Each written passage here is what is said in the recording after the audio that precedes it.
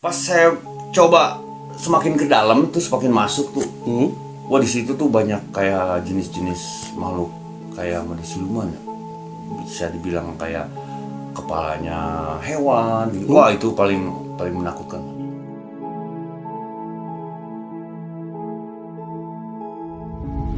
Sempet tuh teman saya yang satu kabur, Kang. Saking takutnya itu. Karena bukan secara langsung ngelihat, Kang. Iya. Ada gangguan-gangguan kayak ada yang lempar, Kang, Ada suara-suara iya, lagi. ada yang manggil kayak padahal itu nggak ada rumah kayak hutan kayak gitu, Kang. Dulu konon katanya ya tempat itu bisa dibilang tempat kesulitan. Semakin apa ya, gangguan semakin parah, Kang. Susah maksudnya susah buat dikendalikan.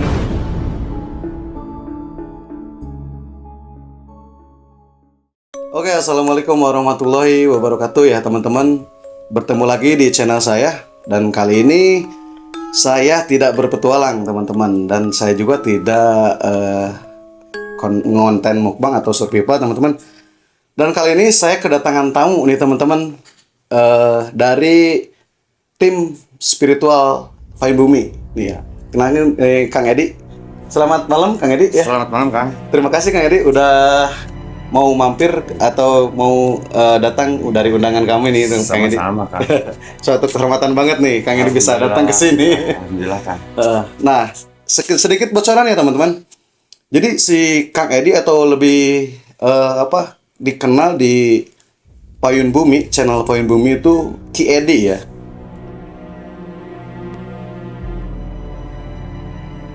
Lanjut aja kita ngobrol-ngobrol sama Ki Edi ya teman-teman. Ki Edi, Iya, langsung aja nih Ki Edi ya. Iya. Boleh diceritain apa ya maksudnya? Masa saya kan udah ya awal mula. Saya kan udah dengar nih sedikit demi sedikit dapat bocoran bahwa Ki Edi itu punya awal mula punya keanehan dari kecil kan ya Ki Edi. Gimana Ki Edi tuh ceritanya? Jadi gimana, Kang ya? Mungkin waktu itu saya juga belum terlalu ini ya, belum ngeh lah, nggak terlalu hafal gitu kan. Ini cerita-cerita dari orang tua juga gitu kan. Iya. Umur berapa ya, sekitar 6 apa 7 tahun SD lah, masuk SD ya, Kang. Iya.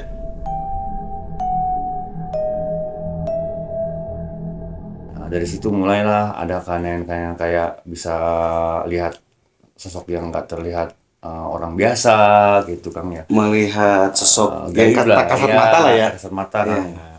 Kayak mimpi-mimpi yang aneh kayak gitu.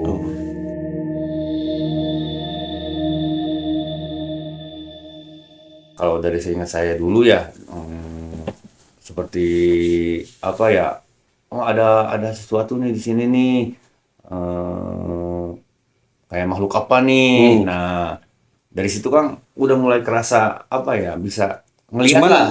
itu mah mungkin Ki Edi itu masih umur di bawah ya, tapi maksudnya masih belum ngeh mungkin ya. Belum ngeh. Jadi ini diceritain udah gede sama orang tua Ki Edi tuh. Iya, semenjak ke situ semakin banyak. Pada akhirnya kan orang tua juga sering ngelihat gelagat yang aneh gitu kan. Ya, kayak model bangun tengah malam. Nah, ini kadang-kadang tidur di kamar tiba-tiba ada di luar rumah kayak gitu kan. Gitu. Itu cerita orang tua ya. Iya. Awal mula dari situ, terus kesininya semakin lebih aneh lagi, Kang. Seenggaknya kan orang tua mungkin khawatir ya. Iya. Khawatir kayak gimana ya, kayak takut ada apa-apalah. Terus ini Ki Edi, cerita tadi kan dapat bocoran juga dari tim Payung Bumi. Waktu kecil kan ya Ki Edi tuh tiba-tiba tengah malam hilang katanya. Nah, dari situ cerita orang tua kesini awal mulanya dari saya itu waktu kecil diceritain sama sekarang ya, kesini diceritain sama orang tua. Dulu katanya waktu kecil tuh udah tidurnya di kamar nih, tiba-tiba ada di luar. Itu kejadian bukan sekali dua kali, Kang. Udah sering kejadian kayak gitu. yang terakhir kesininya tuh bukan cuman ada di luar rumah, Kang. Tapi jauh dari rumah lah. Iya, katanya kata ada yang bawa lah. Nah, saya dengar juga ada makhluk yang kasat mata ngebawa Edi itu jadi waktu kecil gitu. ceritanya waktu itu orang tua bilang saya itu dituntun sama seseorang gitu kan. Ketemunya kebetulan sama tetangga sendiri. Jadi di luar ketemu sama tetangga. Jadi nggak tahu mau kemana, dituntun pas ketemu tetangga udah jauh dari rumah, ketemu tetangga. Nah, dari keterangan tetangga rumah itu saya tuh dibawa kayak sosok kakek-kakek lah ibaratnya kayak gitu.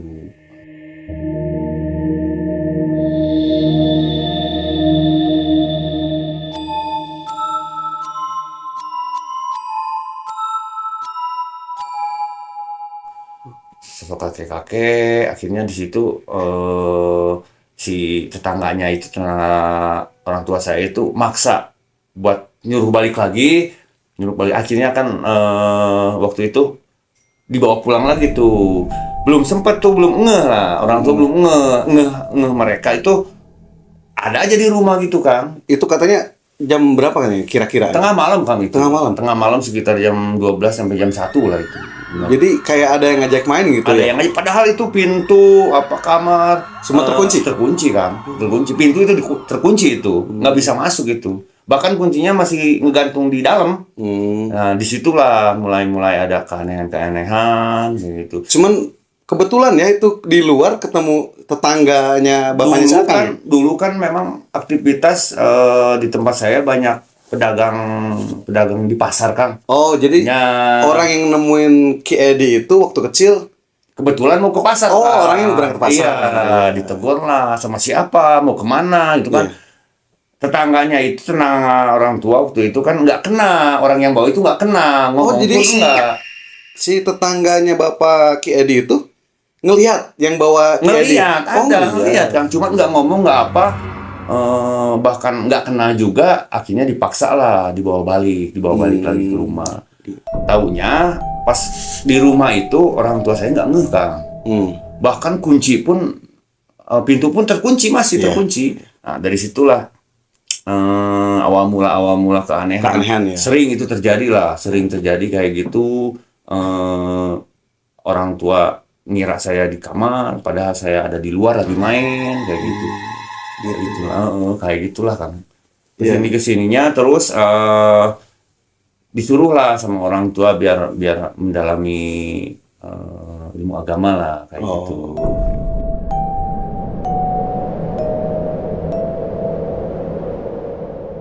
Terus Ki awal mula ngeh ya atau tahu bahwa Ki Edi itu punya kemampuan lebih lah dari anak-anak yang lain lah gitu. Dari umur berapa tuh ngehnya? Ngehnya waktu itu saya sekitar masuk SMP, Kang. SMP? Kelas 1, kelas 2 kan waktu itu zaman suka pada ribut, Kang. Nah, pada ribut itu sering lah kejadian. Dulu saya bandel, Kang. Bandelnya suka ikut bandel lah, tawuran lah kayak gitu. Tawuran lah. Tapi dulu ya teman-teman. Dulu itu kejadian tahun berapa itu saya juga lupa itu. Kelas 1, kelas 2 bandel-bandelnya suka ikut tawuran, Kang.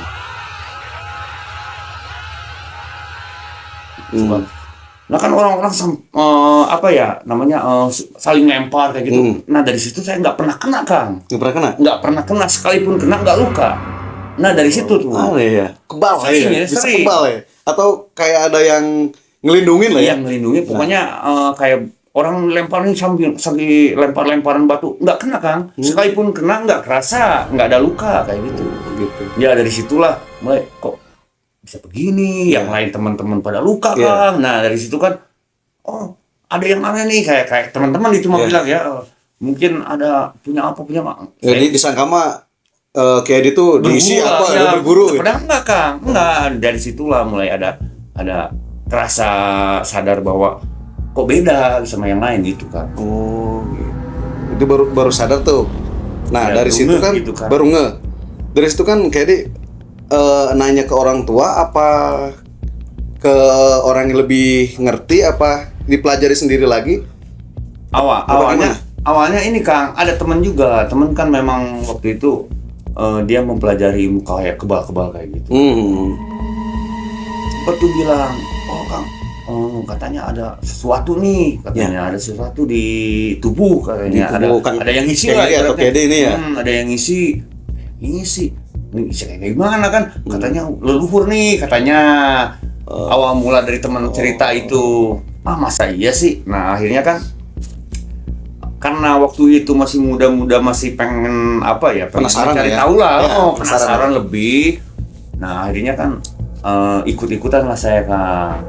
Yuk ikut di sini ke orang-orang yang bisa, katanya. Situlah ikut kayak gitu. Cuman yang bikin aneh Kang, setiap kali waktu itu datang ke orang bisa, emang nggak usah belajar lagi, katanya. Kata orang-orang pintar itu. Ya saya kan ikut temen nih, orang pintar. Pas datang tuh udah langsung dilihat, nggak usah belajar lagi, udah ngapain kesini, katanya. Kan semakin bingung. Jadi tanda tanya gede lah ya. Bahkan itu bukan sekali dua kali Kang, ke tempat orang-orang yang bisa lah kayak gitu. Setelah itu kan nanya lagi ke yang lain, enggak? Ke orang tua Kang. Ke orang tua. Pak ini kok begini gitu. Cerita ya. Dari situlah coba aja cari ustadz apa kiai yang bisa ngasih keterangan lebih. Sambil ngopi Kiai. Iya Kang. Ngasih keterangan lebih, katanya ada apa. Di situ mulai Kang, mulai penasaran semakin tinggi Kang. Sebenarnya kenapa, ada apa gitu kan? Semakin orang menilai Kiai begini, semakin penasaran Kang. Itu kan masih zaman-zaman masih kelamun orang Sunda menjana buta tulang buta daging ya kayaknya. Iya, gitu. Semakin ini kan semakin di sini semakin banyak yang aneh. Penasaran lah ya.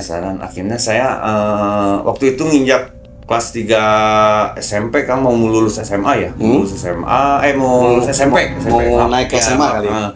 Mau naik ke SMA waktu itu kan secara tidak langsung adalah keinginan buat pengen cari tahu, pengen tahu apa, mempelajari lah gitu kan. Karena memang saya pengen tahu sebenarnya ada apa gitu kan. Begitu ya. Terus akhirnya benar-benar tahu dan peka bahwa Ki Edi itu punya kemampuan lebih dari orang biasa lah ya gitu ya. Benar-benar langsung tahu gimana tuh Ki Edi? Apakah ada yang dipelajari atau apakah ada yang ritual dari orang-orang pintar atau gimana? Waktu menginjak SMA Kang ya, kelas 2 kelas 3 SMA, ketemulah saya sama seorang ustadz lah.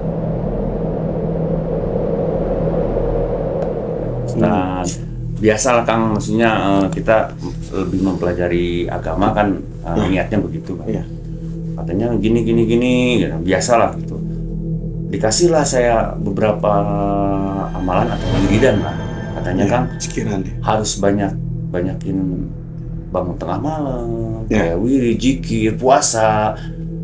Berhubung itu kan dianggap saya sebagai guru ya Kang ya, makanya saya turut lah. Nyampe apa kata dia nih, harus tengah malam bangun, sholat tengah malam kayak gitu, wirid, zikir, puasa Senin Kemis. Akhirnya saya jalanin lah. Dari situ mulai terus beberapa lama gitu kan. Keanehan lagi munculnya Kang. Jadi ada setiap tempat angker nih, datengin, dilewatin, bukan didatengin ya, maksudnya ngelewatin tempat-tempat yang angker kayak gitu. Rasa takut itu nggak ada Kang. Jadi kenapa berani lah ya? Berani. Sekalipun teman-teman barengan gitu pada takut. Nah, saya itu pribadi nggak takut Kang. Malah pengen ada apa sih sebenarnya gitu Kang. Penasarannya ke situ. Maklum lah, masih jiwa-jiwa muda ya. Itu menginjak kelas 3 SMA lah. Udah kelas 3 SMA baru nyoba-nyoba Kang. Nyoba-nyoba segala hal-hal yang tempat sekiranya orang dikira angker pengen datengin kayak gitu kan. Kayak gitu. Awal-awal lebih pengen tahu kemampuan lebih dalam lah, lebih dalam. Jadi Ki Edi ini Kang ditampilkan. Sok ngopi lah. Jadi Ki Edi itu punya kelebihan ini berarti dari apa warisan dari leluhur apa gimana? Dari orang tua atau kakek nenek atau bagaimana? Katanya menurut Bapak Ki Edi atau orang yang guru Ki Edi gitu gimana? Kalau menurut orang-orang yang lebih ngerti apa lebih tahu gitu katanya sih memang ada turunan dari leluhur gitu. Terehnya. Ya terah lah, tereh gitu kalau kata orang Sunda. Katanya sih, tapi kan saya juga pribadi nggak mestinya nggak apa ya, nggak pengen dari mana enggak kan, berjalan apa adanya lah gitu. Yang penting kan nggak mengganggu aktivitas sehari-hari kayak gitu. Terus awal mulanya lebih tajam lagi ngedalamin kayak gitu kan, ada apa ya ceritanya, ada tetangga yang kesurupan kan. Ada tetangga kesurupan. Secara tidak langsung saya ada di lokasi itu kan, ngelihat lah di lokasi kesurupan itu. Nyata ini ya, maksudnya orang kesurupan nih. Tuh udah dipanggil ustaz, ada pak kiai, nggak sadar kan.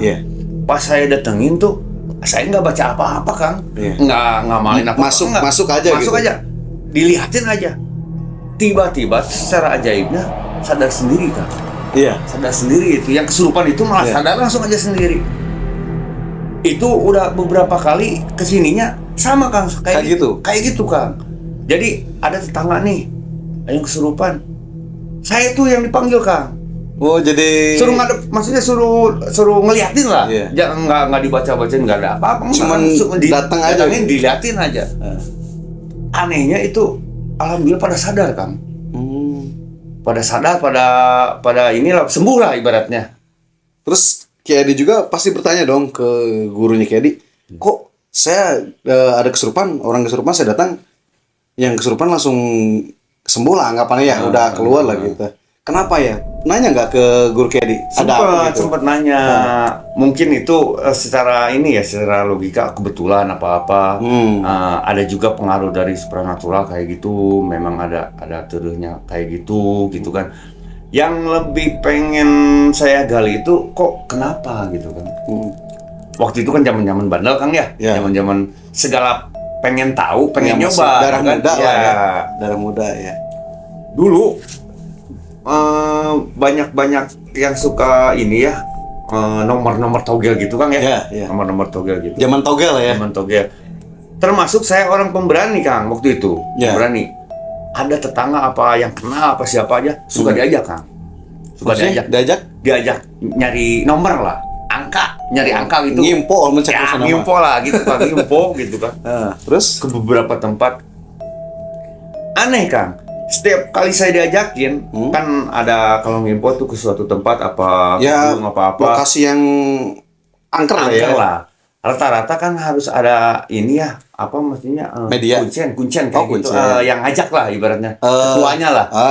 Pokoknya orang-orang pinter lah ya. Ya, yang suka manggil kayak gitu lah, yang suka nyaranin harus gini, bawa ini, sesajennya apa gitu kan. Oh, jadi kayak bawa sesajen gitu. Nah, kayak gitu. Suka ikut saya Kang. Bikin saya penasaran tuh sebenarnya apa gitu kan. Kayak gimana caranya? Pengen tahu. Ikutlah kayak gitu. Di waktu bersamaan tuh si kuncen apa yang tetua yang suka ritual kayak gitu, malah sebaliknya Kang, nyuruh saya nggak ikut. Loh, kenapa? Jangan ikut katanya. Pengalaman Kang. Bu, si Ama jangan ikut katanya. Kenapa? Kalau si A ikut nggak bakalan dapet kata dia. Nggak bakalan dapet. Gimana maksudnya? Nggak bakalan dapet angkanya Kang. Oh, terus? Lah, kok bisa kan saya juga pengen tahu, merasa pengen tahu kayak gimana ritualnya ya kan? Percuma Kang, katanya nggak bakalan datang, jurinya hantunya nggak bakalan datang. Jurinya mau datang, nggak bakalan datang Kang. Penasaran Kang, iya aja dalam hati Kang, iya aja. Nggak ikut tuh awalnya. Dalam hati doang Kang, padahal dari belakang saya ngikutin. Taunya pas ritual tuh bener Kang. Nggak dikasih angkanya Kang, nggak dikasih lah. Terus si kuncen itu ngasih penjelasan dong kenapa tuh? Ngasih penjelasan Kang, tanpa sepengetahuan si kuncen saya ngikutin dari belakang gitu, tiba-tiba ini si AA ikut katanya. Enggak bang, enggak ngelak lah. Jangan bohong. saya udah bilang kata kuncian itu, kalau saya ikut nggak bakal hasil. Oke lah gitu. Semakin aneh kan. Ya. Apakah mungkin kebetulan atau apa? Beberapa waktu yang sama tuh nggak jauh dari situ, 2 apa 3 hari yang ke depannya gitu kan. Dicoba lagi kan ke tempat itu. Ikut lagi? Iya, ikut lagi. Disaranin kan saya nggak ikut. Tunggu aja di rumah katanya, di rumah si kunciannya itu. Iya. Nggak ikut saya kan. Nggak ikut, beneran nggak ikut lah, beneran gitu. Nggak ikut ke lokasi yang ke lokasi. Itulah, Beneran nggak gitu kan. Waktu itu bener kan dikasih angkanya cuma 2 angka. Katanya sih jatuh. Waktu itu kan saya belum hafal kayak gitu kan. Iya. Tembus katanya dari pohon. Katanya tembus kan. Apa bener gitu kan.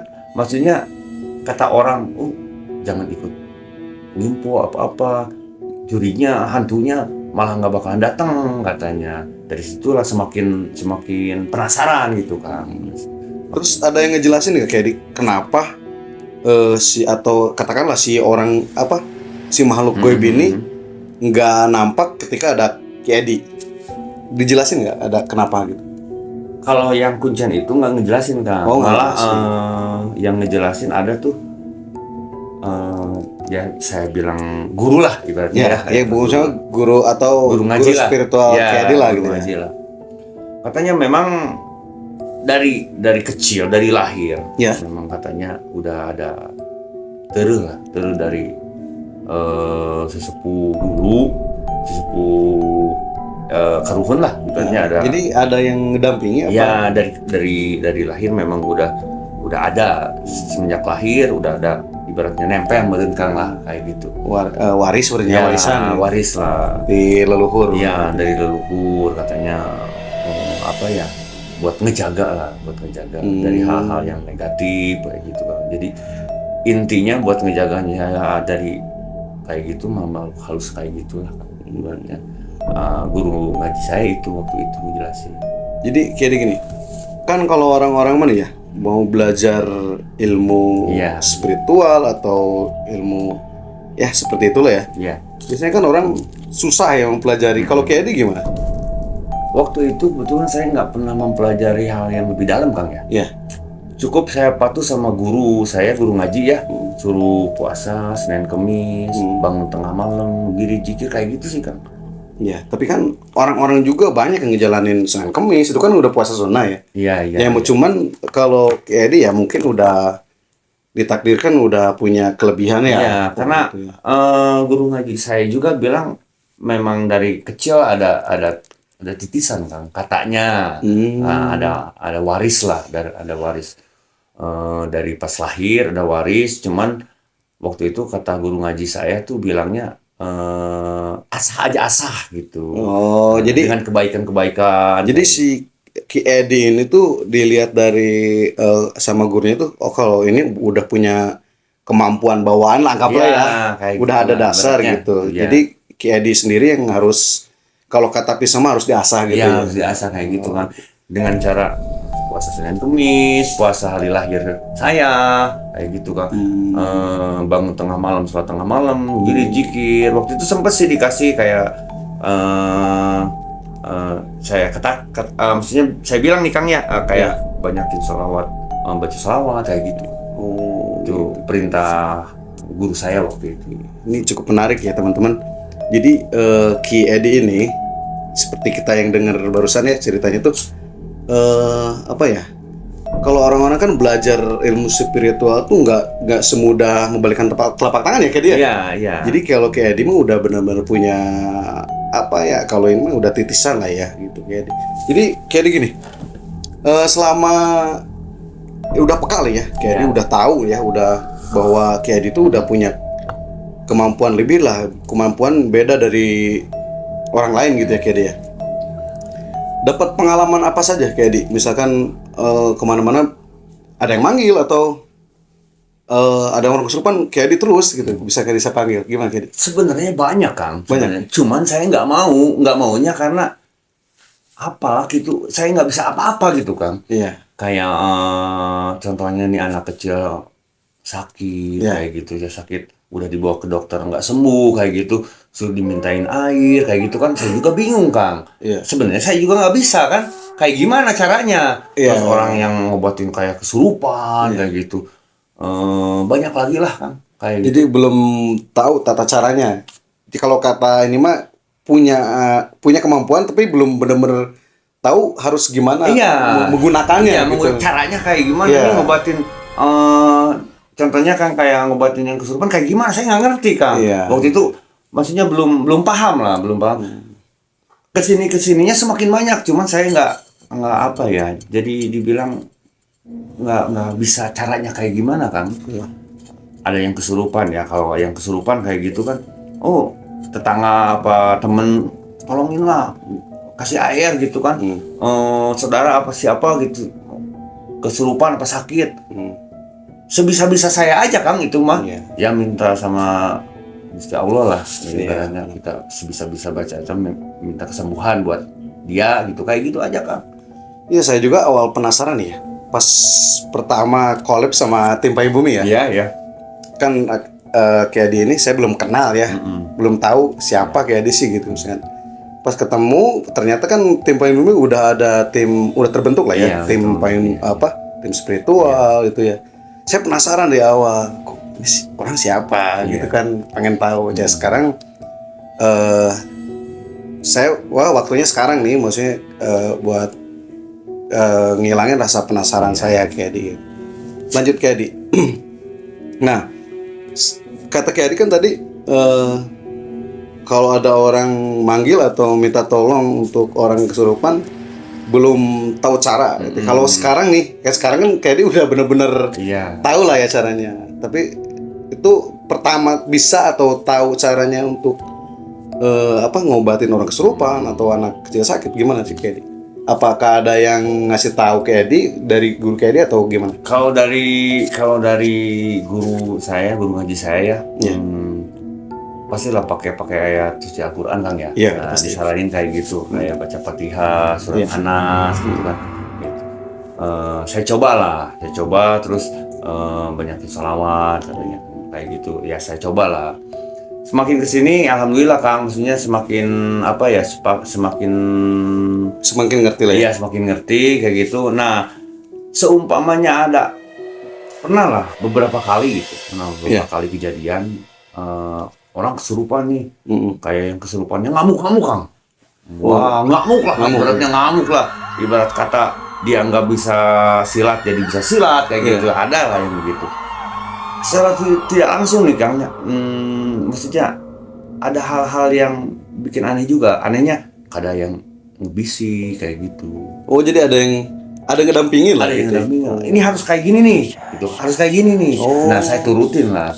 Alhamdulillah sampai sekarang juga metodenya kayak gitu juga Kang. Kalau memang itu susah diobatin kayak gitulah. Kalau Sunda mah harus dikeluarkan. Ada metode kayak yang habis ini harus harus begini nih, harus begini kayak gitu Kang. Soalnya kan di zaman sekarang pun ya percaya tidak percaya. Iya. Orang kesurupan atau makhluk itu masih ibaratnya masih tenar lah ya. Iya, masih inilah. Oke, Kang Edi. Nah, sekarang saya pengen tahu nih, gimana awal mula atau sejarah Kang Edi bisa masuk ke tim YouTube atau tim kreatif atau tim spiritualnya Payung Bumi, Kang Edi? Gimana tuh? Itu Payung Bumi sebenarnya kebetulan hostnya kan adik saya juga kan, itu Kang Pudin. Oh, baru tahu saya. Jadi si Kang Pudin itu masih adik kandungnya Adik kandung Kang. Adik kandung. Memang dari dulu dia sering bikin konten kayak gitulah, konten kayak YouTube gitu. Udah lama juga. Mungkin merasa jenuh atau mungkin kurang ada perkembangan ya. Si kontennya itu. Si kontennya yang dulu-dulu. Akhirnya kan dia ganti sama ini ya, Payung Bumi. Ganti channel YouTube lah. Payung Bumi. Konten temanya itu konten-konten yang berbau horor Kang. Mistis kayak gitu. Gitu. Diajaklah saya juga nggak mau Kang. Nggak mau. Kenapa tuh? Kenapa? Ya maksudnya nggak enak aja kan. Ya maksudnya kita dipublikasikan kayak gitu kan, seolah-olah prasangka orang kan beda-beda Kang. Pamer atau apa kayak gimana. Sebenarnya nggak mau. Cuma beberapa kali maksa. Kebetulan kan waktu itu sering ngeksplor kayak gitu Kang ya. Ada hal-hal yang Kang Pudin takuti juga kayak gitu kan. Akhirnya ayolah kata saya ikut. Awalnya nggak mau saya Kang, nggak mau waktu itu, nggak mau. Beberapa kali dia ngajak nggak mau saya, sebenarnya nggak mau. Oh seperti itu. Kirain si Kia dia sama Kang Pudin itu bedain tentunya masih saudara.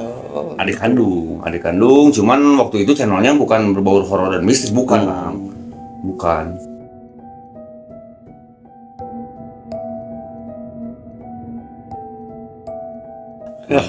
Tapi kan kayak sekarang kan banyak konten berbau horor, dan itu pun ada yang nyata benar-benar punya kemampuan ahli spiritual lah dia kayak yang udah ternama kayak Kiprana kayak gitu kan. Udah inilah gitu, maksudnya udah sekarang udah familiar lah. Iya, tapi kan emang sih kalau zaman sekarang ya maklum penonton atau ini kan ada yang percaya atau tidak. Tapi kalau itu sih terserah mereka ya. Balik lagi ke mereka kan. Gitu. Kalau mau percaya atau tidak ya, udah hak masing-masing sih emang sebetulnya. Betul. Nah, jadi untuk pengalaman yang paling horor atau yang paling ini selama Ki Edi nih, udah kan Ki Edi dari ngehnya tuh dari SMP ya? Iya. Punya kemampuan kayak gitu. Nah, pengalaman Ki Edi yang paling horor atau yang paling di luar nalar lah anggapannya kalau Ki Edi, ini apa nih gitu, kayak nggak percaya gitu. Apa Ki Edi?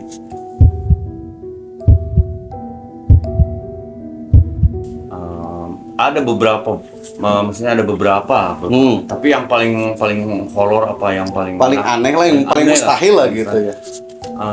Ada, saya pernah masuk ke daerah orang lah, maksudnya ke satu daerah lah. Ya nggak bisa saya sebutin kan ya. Ya, sensorannya.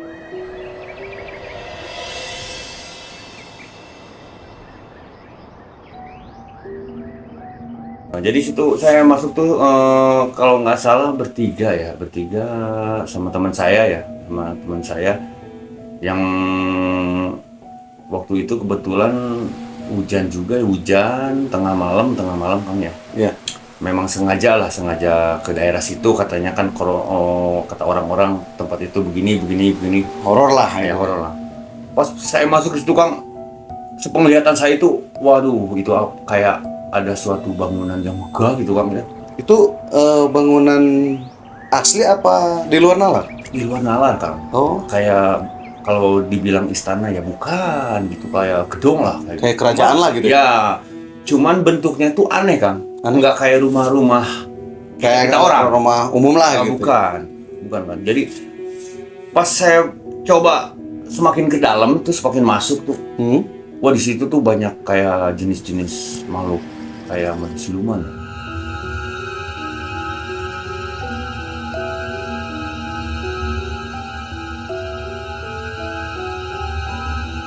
Bisa dibilang kayak kepalanya hewan gitu. Wah, itu paling menakutkan. Jadi kayak masuk ke dunia lain lah. Iya, kayak gitu Kang. Sempat tuh teman saya yang satu kabur Kang. Kabur? Saking takutnya itu. Karena bukan secara langsung ngelihat Kang. Iya. Ada gangguan kayak ada yang lempar Kang, ada suara-suara lah. Ada yang manggil kayak. Padahal itu nggak ada rumah kayak hutan kayak gitu Kang. Oh, lokasi kosong. Iya, kosong kayak hutan kayak gitu Kang. Cuman sepenglihatan saya kayak ada bangunan. Cuman teman saya yang dua itu nggak lihat apa-apa, cuma kayak hutan aja Kang kayak gitu. Sempet teman saya yang satu malah kabur Kang. Ada yang lempar, ada yang manggil kayak. Semakin saya penasaran ke dalam tuh, semakin gangguan semakin parah Kang. Susah maksudnya susah buat dikendalikan Kang. Pernah saya itu nyampe situ kan, saya juga sama teman tuh yang satu takut nggak kuat juga Kang ya. Akhirnya saya yang ditakutin temennya ya. Iya. Akhirnya teman saya, Kang udah saya nggak berani katanya. Daripada beresiko, akhirnya saya balik lagi. Jadi awal mulanya itu datang ke situ karena dengar cerita orang, penasaran atau gimana? Iya, dengar cerita orang Kang. Oh, jadi datangi lagi tempat kayak gitu kan, angker kayak gitu. Dulu konon katanya ya tempat itu bisa dibilang tempat pesugihan.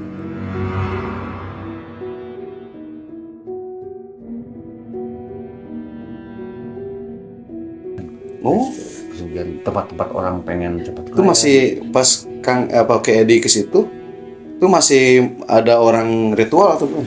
Enggak, apa udah bekas itu? Bekas kan. Oh, Udah nggak ada. Mungkin dari apa ya, dari pihak pemerintah atau warga setempat ada penetaran kayak gitu kan. Cuman Oh, udah diketahui pemerintah ya, udah dilarang lah ibaratnya. Iya, Tapi menyesatkan ya. bekas-bekas kayak hal-hal mistisnya masih ada, masih Ya, kuat. pastilah ya, Iya. kayak gitu ya. Waktu itu kan bertiga saya penasaran juga kayak gitu. Akhirnya nggak sampai ke Oh, tempat berarti tujuan, nggak. awalnya rasa ingin tahu lah ya, Iya, penasaran. nggak sempat ke tempat target yang itu, nggak. Hmm. Keburu ini ya, teman saya keburu ngajak pulang kan. Itu memang auranya udah luar biasa kan. Jadi penglihatan batin saya mah kayak tubuh manusia kepala buka gitu. Ada kepala manusia tapi ke bawahnya buka. Itu nyata ya berarti ya, Ya. siluman-siluman begitu ya. Mungkin bisa dibilang kayak gitu kan. Cuman teman saya yang dua nggak lihat seperti itu kan. Cuman hutan aja kayak gitu. Jadi ya waktu itu cuman Ki Adi yang merasakan atau yang melihat yang terawangan itu. secara batiniah kayak gitu. Gitu ya. Ya terus Ki Adi nih ya, ada nggak pengalaman Ki Adi waktu anggaplah ngobatin atau nyembuhin orang kesurupan yang kesurupan itu susah atau susah diobatin lah, susah keluar lah gitu. Pernah nggak? Ki Adi? Pernah kan? Pernah itu. Sampai ngadur-ngadur Iya, atau gimana? pernah sampai ngamuk-ngamuk orang itu. Pepatah guru saya kan waktu itu dibaca-bacain kitab suci kan ya, kayak Al-Fatihah, Surat An-Nas, kayak gitu, Al-Falaq kayak gitu. Tetap kan nggak mau keluar kan. Iya. Malah dia tuh secara langsung ngajak berantem lah. Nantang? Iya, nantang kayak yang saya cerita tadi, orang yang kesurupan itu tadinya nggak bisa silat jadi bisa silat kayak gitu. Nah, balik lagi kayak yang saya tadi bilang Kang. Jadi kayak ada bisikan-bisikan kayak gitu. Kayak bisikan ini harus kayak gini nih, harus kayak gini. Nah, akhirnya secara tidak langsung kita ngikutin Kang.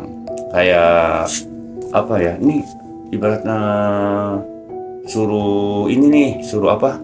Kita tawasul ke ini, ke sesepuh ini kayak gitu Kang. Jadi secara tidak langsung kita pun manggil hal gaib juga kan. Oh, Kayak gitu. Jadi sekedar buat nandingin orang yang kesurupan kayak gitu. Semakin dia memberontak ya kita juga semakin kuat kan.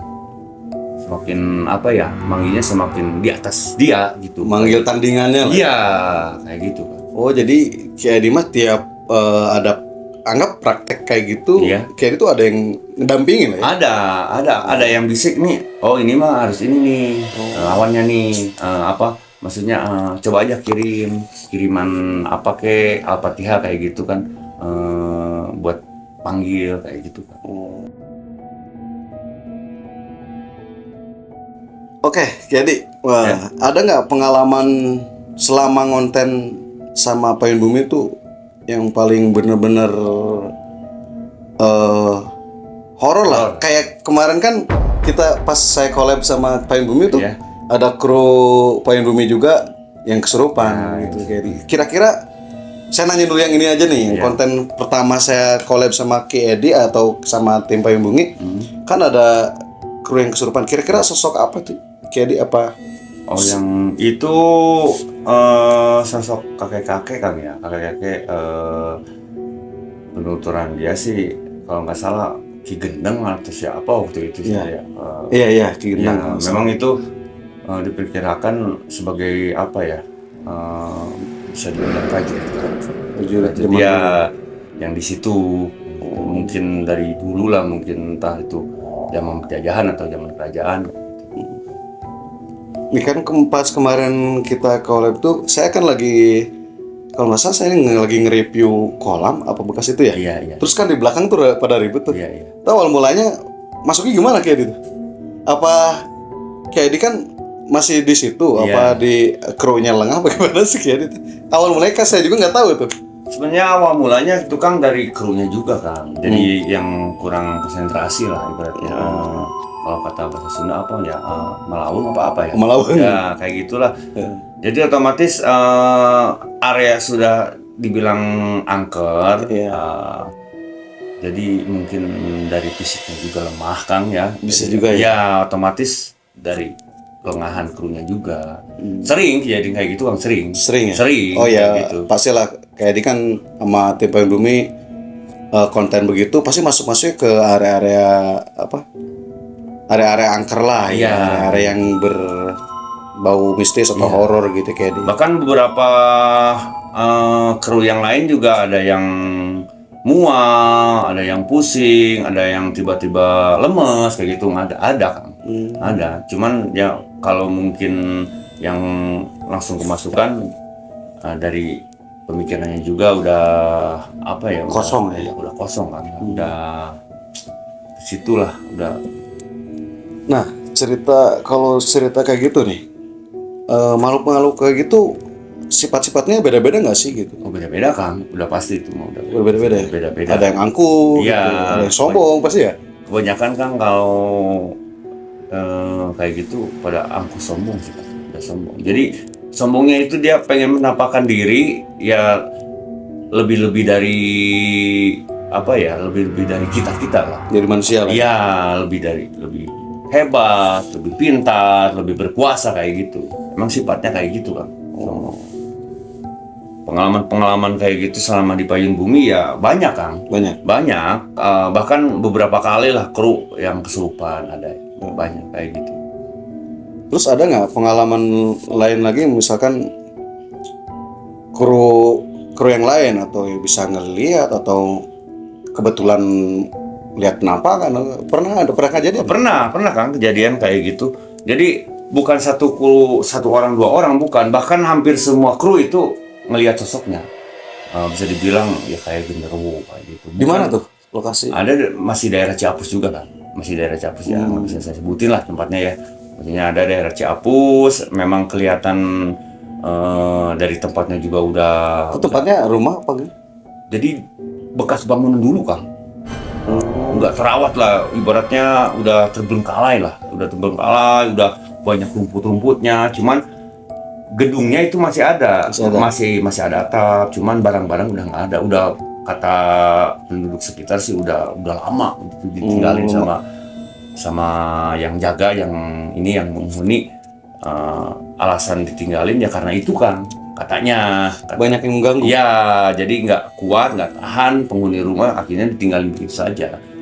Kayak gitu. Ya kita dari Payung Bumi coba seperti situ.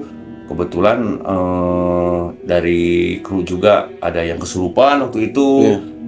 Ngelihat sosoknya bukan seorang dua orang, bahkan hampir semua ngelihat kayak gitu. Ada. Jadi semua kru itu ngelihat ada sosok gitu di sana. Ada. Bahkan belum sampai kita beres ya, selesai ya. Akhirnya di cut lah.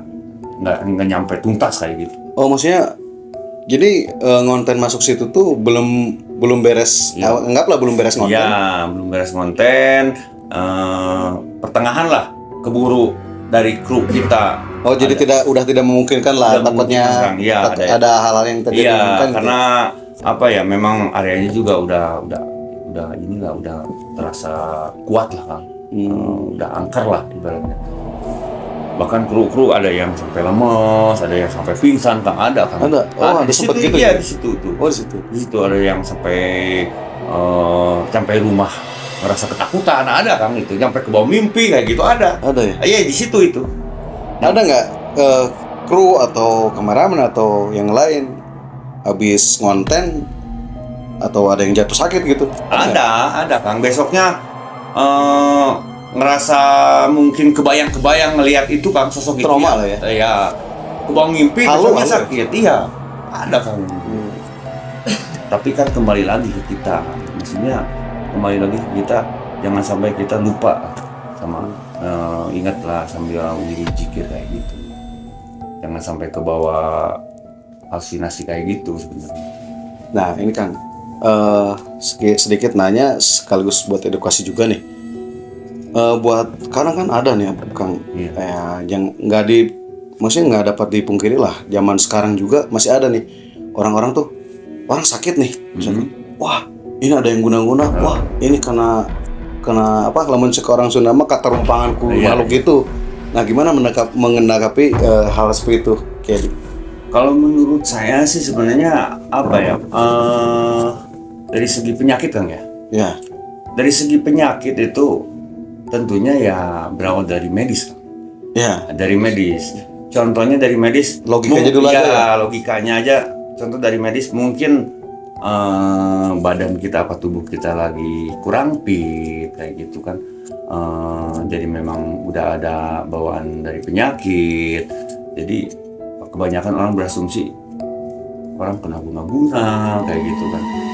Kena sihir apa kesambet kayak gitu. Mungkin bisa dibilang juga ada hal seperti itu. Ada, ya? Cuman kan nggak bisa ngebuktiin kita secara langsung kan. Ya, Ya, tapi namanya intinya hal kan gaib.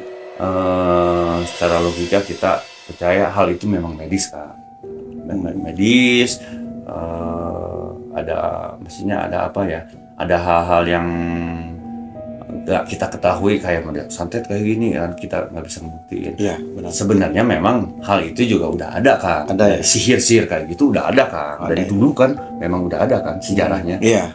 Kita kalau mempercayai ya kita harus, tapi kalau apa ya mempercayai apa meyakini bahwa itu ada ya memang harus. Tapi kan kalau kita berasumsi segala penyakit dikait-kaitkan sama kayak gitu, itu, jangan juga. iya, tidak baik juga ya. Tidak baik juga. Kadang-kadang jadi orang awalnya sakit biasa dikiranya begitu, jadi beneran kayak gitu. Iya. Bisa kayak gitu ya. Iya bener kan, jadi lama-kelamaan kan bisa jadi musyrik juga. Iya. Lebih percaya ke hal yang seperti itu daripada ke Tuhan. Iya.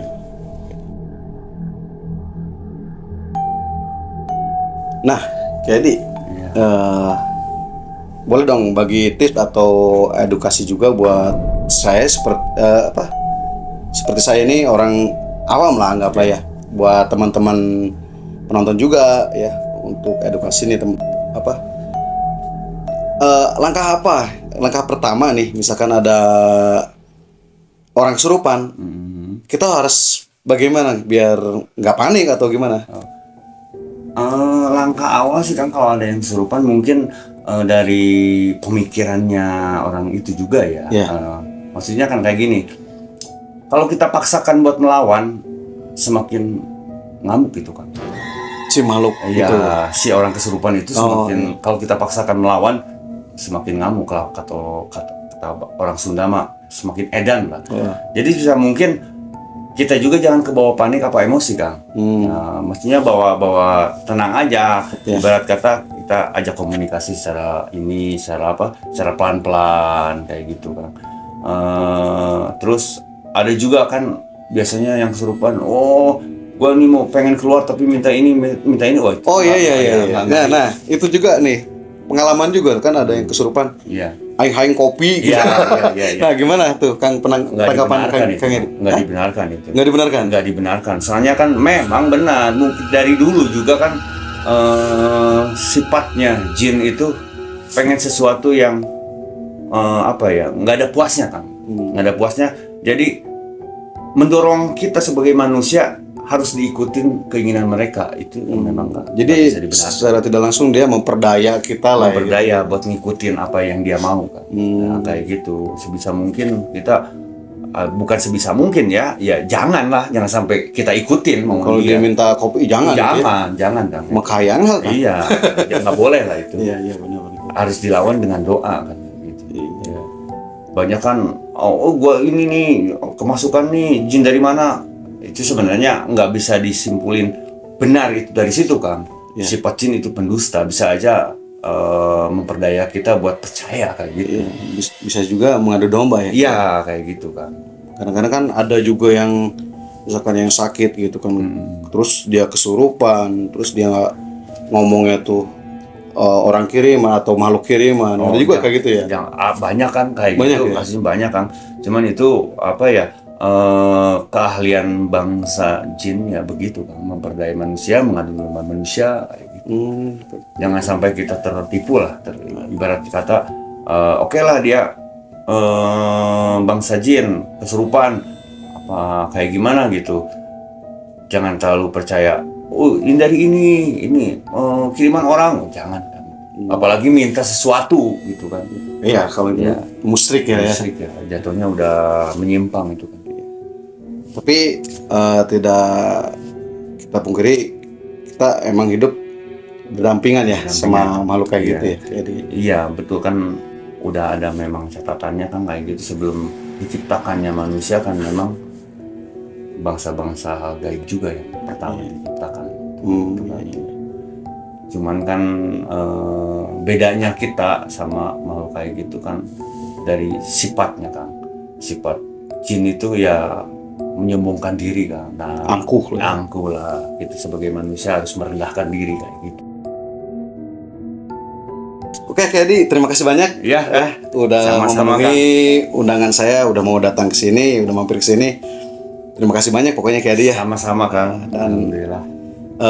Itulah teman-teman, sangat seru dan menarik ya, cerita horor atau pengalaman Kedi.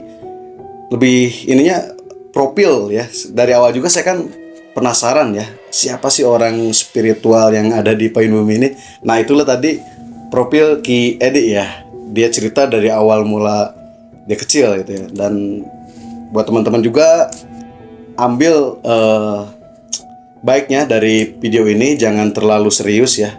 Dan percaya dan tidak percaya, hal goib itu ada ya. Betul. Dan ambil yang baiknya ya. Tadi juga ada edukasi dari Ki Edi tentang menanggapi hal-hal seperti itu ya teman-teman. Oke teman-teman, mungkin untuk konten kali ini atau ngobrol-ngobrol sama Ki Edi, orang spiritual dari tim Payun Bumi ya teman-teman. Cukup sampai sini dulu teman-teman. Mungkin lain waktu kita ketemu lagi ya. Ya siap ya. Kang, insya Allah Kang. Nanti juga saya mampir-mampir ke sana lah. Oke teman-teman, mungkin cukup sampai di sini. Saya tutup dengan Assalamualaikum warahmatullahi wabarakatuh.